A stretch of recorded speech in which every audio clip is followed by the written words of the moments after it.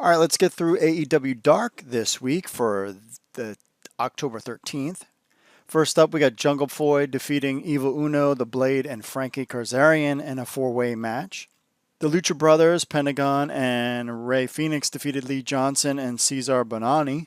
Brandon Cutler and Peter Avalon in a singles match ends in a double disqualification. They still can't get it together. Matt Sydal defeated Sonny Kiss. The Dark Order, Alex Reynolds and John Silver, and Preston Vance defeated Aaron Sorlo, Angel Fashion, and Mbadu. Red Velvet defeated Elena Black. I think this is Elena's first time on AEW Dark. Ricky Starks defeated Fuego del Sol, pal of Sammy Guevara. The Gun Club, Billy and Austin defeated Razine and Max Stardom. Darby Allin defeated Nick Comitato, pretty big dude. Cole Cabana defeated Griff Garrison. Nyla Rose defeated Caitlin King. Joey Janela defeated D3.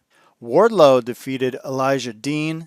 Eddie Kingston defeated Baron Black. And that concludes this week's AEW Dark.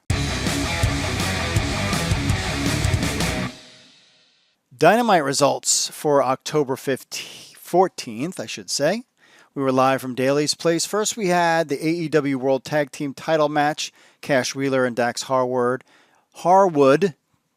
versus the Best Friends, Chuck Taylor and Trent. Winner, no shocker here, FTR. Gave this a 3.25. This was a decent match. It took a little while to once they started getting going and became really interested. And Trent is a beast. He is out there getting beat on a weekly basis, and he's the guy that takes the pounding for Best Friends.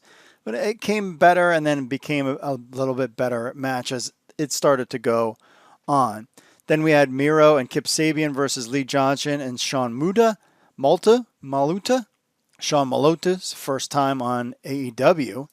And Miro basically destroyed them. He was all pissed off because Trent broke his video game arcade.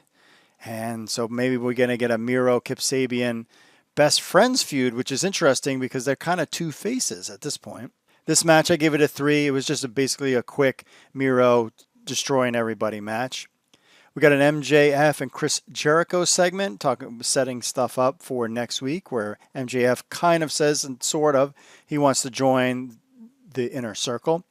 We have a funny segment with Britt Baker and Tony Schiavone at the sauna spa. That was kind of funny if you didn't see some clips of that. The American Nightmare, Cody versus Orange Cassidy. Winner, it was a draw, surprisingly. And this is something I need to think about when I'm designing the AEW Fantasy Wrestling, is that we could get some draws. I give this a 3.5 grade. I thought this was a good match. Took a little while to get going, but then it really was like, he's not gonna lose. He's gonna win. Orange Cassidy put on a good show. This was a fun match. We got a Matt Hardy segment, in which he says he's gonna be back. Sammy Guevara then taunts him, so I think we got that going on. Next week there was a tag team tournament announced, a 4-way tag team tournament. It was kind of very quickly done. We got Hikaru Shida versus Big Swole in a women's title match. Winner, Hikaru Shida. I gave this 2.75, both for the women's match. I thought this was good, and they gave them a lot of time to wrestle, too, and kind of tell their story. There's some little slow things here and there, but I think both wrestlers did a good job. Then we got Jon Moxley versus Lance Archer, and they were beating themselves up before the show even started, before they could even get to the ring. Winner, Jon Moxley. I gave this a 3.75. This was the elite match of the night by far. Lots of twists and turns, lots of weapons, chairs and tables, all sorts of stuff. This was a fun match to watch. And then in the end, Eddie Kingston comes out, probably setting up an Eddie Kingston-Jon Moxley thing. And I thought having Eddie Kingston on the mic or during commentary was funny. There's a couple times he made me laugh out loud when he was talking to Tony Schiavone. So this clearly must set something up for the next pay-per-view in November. But it was a decent show and wasn't a blockbuster show. I think in the weeks to come, I think these shows will start getting even better as we get towards the pay-per-view.